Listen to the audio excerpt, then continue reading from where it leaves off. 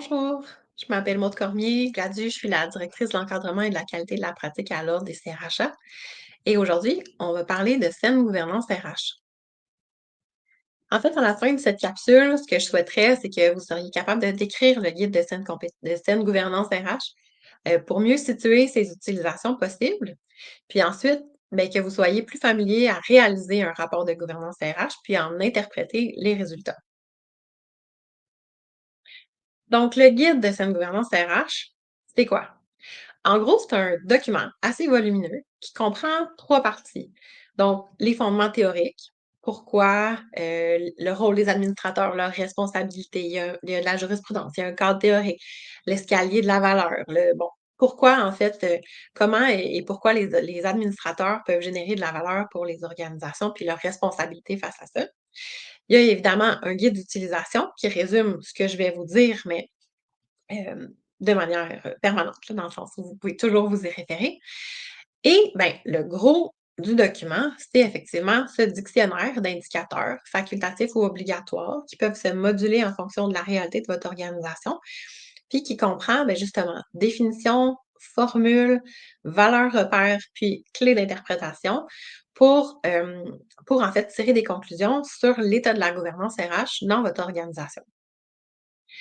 Vient avec ça un rapport, donc en 2 parties, qui permet de colliger les valeurs aux différents indicateurs. Ça, c'est d'usage général, tout le monde peut s'en servir. Ce qui est particulier au CRHA, c'est qu'on leur réserve l'interprétation, en fait, de ces valeurs-là, des valeurs, qui sont générées dans les indicateurs. Donc, c'est réservé au CRHA de faire l'interprétation de la situation en fonction de ce qui se présente dans l'organisation. Fait qu'on va regarder ça étape par étape. Mais tout d'abord, à qui s'adresse la saine gouvernance RH? Bon, à la base, c'est un document qui a été conçu pour les administratrices et administrateurs, ceux qui exercent la gouvernance en organisation, que ce soit privé ou public, mais ceux qui siègent au sein des conseils d'administration. Évidemment, ça va interpeller les professionnels parce que, ben, pour la production, l'analyse, mais surtout l'interprétation, puisque ça leur est réservé. Puis, ben, comme c'est un outil qui permet de mettre en lumière certains aspects, autant positivement que moins positivement, certains aspects de la gestion des ressources humaines, ça peut aussi être un outil de sensibilisation des administrateurs et des décideurs à certains enjeux RH. Alors, comment réaliser un rapport de gouvernance? Bon, évidemment, on va faire ça très simplement. On va analyser un seul indicateur. Mais je vous propose d'utiliser le cas fictif de l'entreprise au sens propre, qui est une entreprise dont la mission, c'est l'entretien ménager, commercial et industriel, qui a son siège social à Gatineau, 1700 employés au Québec, un conseil d'administration qui sait mieux comprendre les enjeux RH, puis donc une PDG de 56 ans dans la gestion de l'organisation depuis 25 ans. Allons-y comme ça. Et commençons aux 4 étapes. Les 4 étapes pour réaliser le rapport de gouvernance, ben, tout d'abord, il y a la mise en contexte. Ensuite, le calcul des indicateurs, puis vient le diagnostic et la recommandation d'intervention. Voyons ça plus en détail. Là, ici, vous trouvez une section, du gabarit de rapport qui est fourni avec le guide, et qui comprend en fait toutes les sections à remplir là, jusqu'à l'analyse et interprétation pour, soumettre un rapport complet, de gouvernance RH. Donc, première étape, la nature des activités. Qu'est-ce que fait l'organisation? Donc ici, c'est prodiguer des services ménagers afin de générer des profits pour les actionnaires. Ça serait différent dans le cas, d'organismes publics, par exemple, ou d'organismes communautaires, mais l'idée ici, c'est pourquoi elle existe, là, c'est quoi la nature de ces opérations. Ensuite, ben, il y a l'indicateur de finalité. Dans le cas en fait, l'indicateur de finalité, c'est ce qu'on recherche par la nature des activités. Ici, c'est la croissance des profits, la croissance du chiffre d'affaires. Encore une fois, c'est différent pour toutes les organisations, mais dans le cas des organisations privées, ben, bien souvent, la recherche de profit, ben, c'est un moteur, incontournable. Maintenant pour ce qui est de l'indicateur de moyens. Ben ça réfère plutôt à qu'est-ce qu'on a besoin de faire? Quels moyens prendrons-nous pour se rendre, pour en fait, faire bouger l'indicateur de finalité, augmenter les profits, croître les parts de marché et cetera. Donc de quoi avons-nous besoin pour faire ça? Ici, dans le cas de l'entreprise au sens propre, c'est probablement de recruter suffisamment de personnel, d'automatiser les méthodes de travail. Ça pourrait être ça. Fait que donc 2 indicateurs de finalité et pas obligé d'en avoir 2, il peut en avoir 3, 4 à votre choix. Puis ensuite, là, la série d'indicateurs, il y en a une vingtaine, obligatoires et facultatifs, hem, que vous choisirez en fonction des enjeux de votre organisation. Puis là, maintenant, il faut les calculer. Fait que donc, il y a pas de gabarit à proprement parler qui est fourni pour ça, mais dans le guide, il y a une fiche par indicateur, puis il y a une formule pour chacun des indicateurs. Donc là, il s'agira de trouver les bonnes données, puis ensuite de calculer les indicateurs en question. Donc ici, la formule pour, l'exemple, que j'ai pour vous, l'indice de dispersion des salaires, là, en fait, c'est plutôt l'indice de dispersion des rémunérations. C'est la rémunération globale du salaire le plus élevé sur la rémunération globale du salaire le plus faible. Et donc, pour calculer cet indicateur, j'aurais besoin de la valeur de rémunération globale du salaire le plus élevé, 284 500, puis la rémunération globale pour le salaire le plus faible, 58 600. L'un sur l'autre, ben, ça donne une valeur de l'indicateur à 4,85.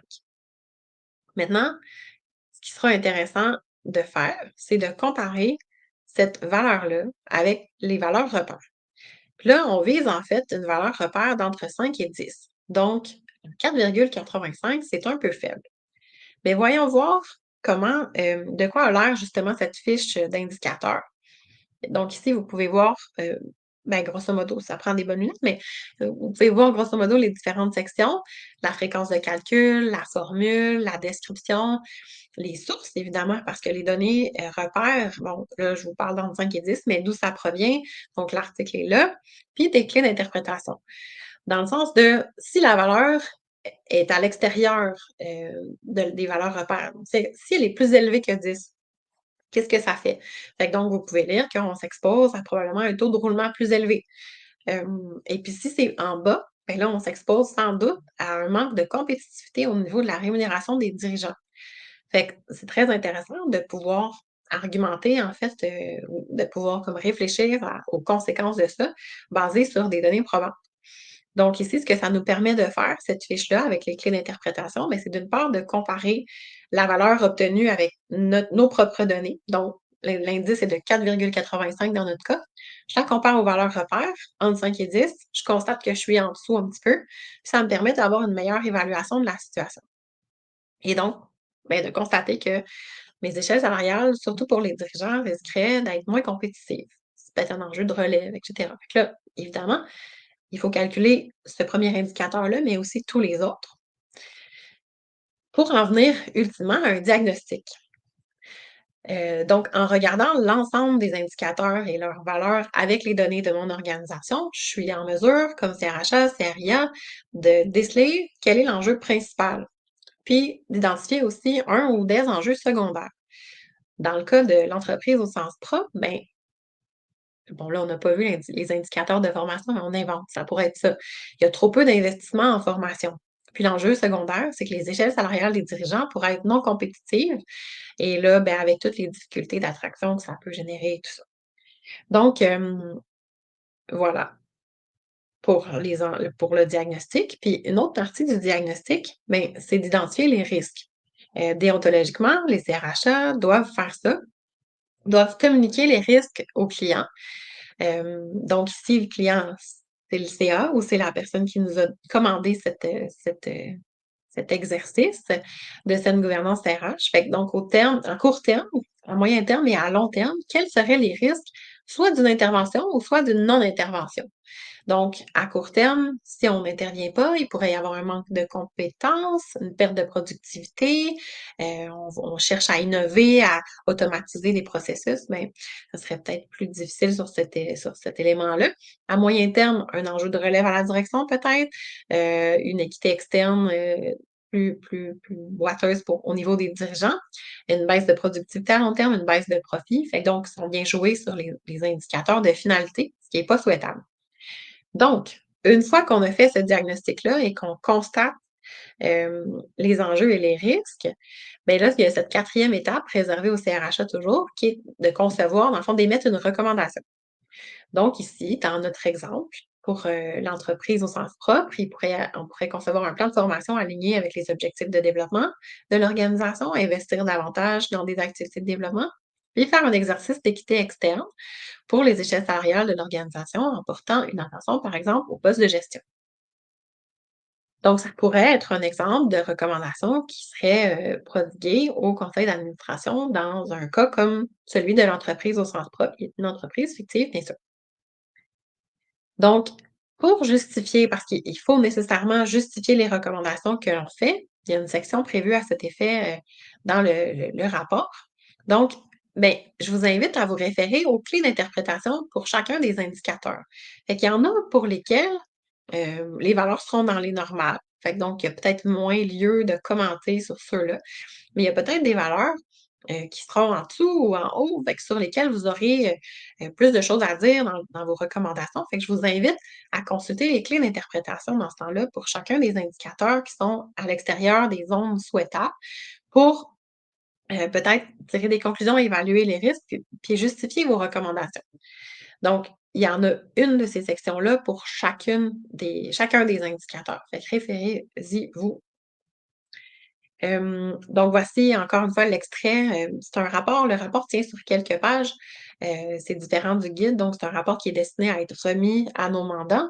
Mais donc, cette section-là du rapport, ben, c'est où rédiger les recommandations, appuyées par des justifications. Puis s'il y a d'autres pistes d'intervention possibles, c'est là on l'écrit. Donc, vos recommandations engagent votre responsabilité professionnelle. Important donc de signer et de mettre votre numéro de pratique. Alors, si vous avez des questions, ben, n'hésitez pas à vous présenter. Surveillez les dates du prochain webinaire. Ça nous fera plaisir de vous aider.